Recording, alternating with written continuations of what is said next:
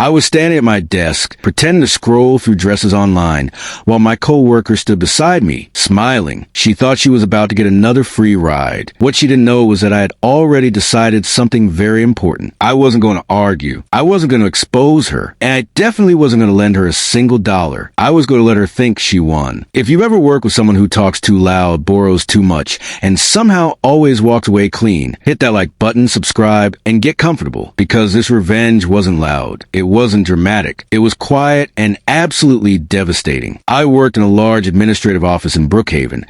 The kind of place with endless gray cubicles, humming fluorescent lights, and a constant rotation of new hires. Training department. High turnover, which meant one thing. Fresh targets. That's where Vanessa came in. Vanessa had a voice that carried. Not loud, commanding. The kind that cut through conversations and forced itself into rooms it didn't belong in. Within my first week, I knew her entire life story. Her toxic ex. Her financial struggles. Her side hustles. Her amazing taste in fashion. She was everywhere. Leaning over cubicle walls. Pulling chairs too close. Asking questions that were just a little too personal. By Friday, I requested a desk transfer. HR approved it. I moved. Vanessa did not take the hint. She still stopped by my desk twice a day, like it was part of her routine. And then one afternoon, as she walked away, a woman from the next cubicle gently touched my arm. "Be careful with her," she whispered. That was the first crack in illusion. She told me everything. Unpaid loans, judgments in small claims court, co-workers burned and embarrassed, money collected for lunches that never arrived. Vanessa didn't steal aggressively. She borrowed, and borrowing sounds polite. Once I knew, I couldn't unsee it. She always tested people softly. A lunch here, a coffee there, a story about payday being delayed. She was patient, predatory patience. So when she saw addresses on my screen one afternoon,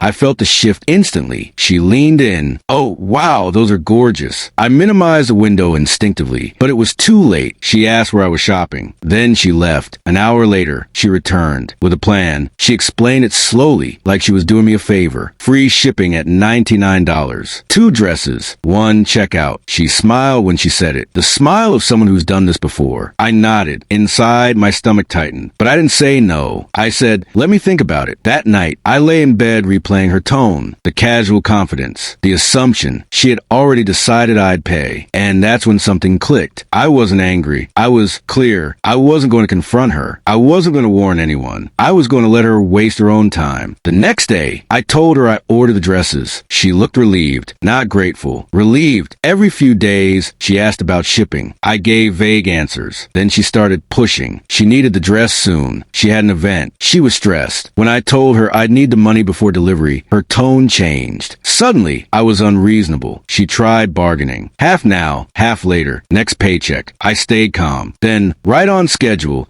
she tried one last time. That's when I ended it. I smiled. Told her I found something better at the mall. Told her I returned both dresses. Her face didn't explode. It collapsed. She didn't argue. She didn't plead. She just nodded. And from that day on, she stopped visiting my desk. Stopped chatting. Stopped smiling. She had realized something important. I wasn't a mark. A month later, she was transferred out for poor performance. No drama. No confrontation. Just consequences. Some people rely on noise to distract from patterns. Others rely on silence. I learned that day that the most satisfying revenge doesn't cost money, time, or energy. It just requires patience. If this story hit a nerve, hit like, subscribe, and tell us in the comments, what's the cleanest revenge you've ever witnessed? Because sometimes the best move is simply not playing along.